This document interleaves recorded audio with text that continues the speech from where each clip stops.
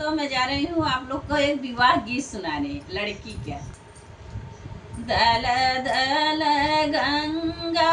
रे दल दल जमुना रे बिचावई में बारी फूलवा फूलवा लोढ़न चाली बेटी हो कामना देई ससुर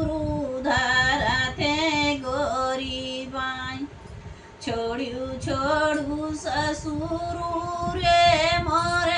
गोरी बहिया रे बाबा घरे बाटी कुंवर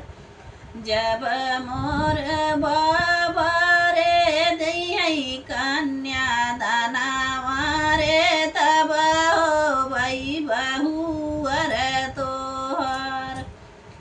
जब मोर बाबा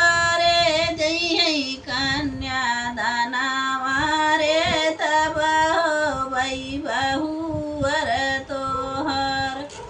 दल दल गंगा रे दल दल जमुना रे बिचावई में बारी फूलवर फूलवा लोढ़न चली बेटी हो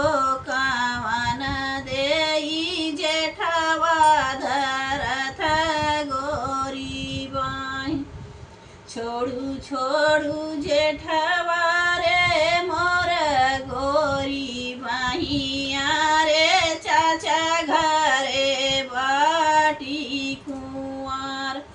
जऊ मोर चाचा रे दई कन्या दानावा रे तब हो भई भयहु तोहर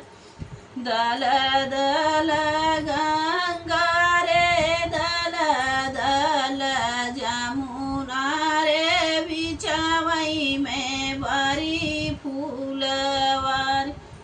फूलवा लोढ़न चली बेटी हो फूल पत्ती देई देवरा धरा थे गोरी बाई छोड़ू छोड़ू देवरा रे मोर गोरी बहिया रे भैया घरे बाटी कुंवर जऊ मोर भैया कन्या दानावा रे तब हो भई भा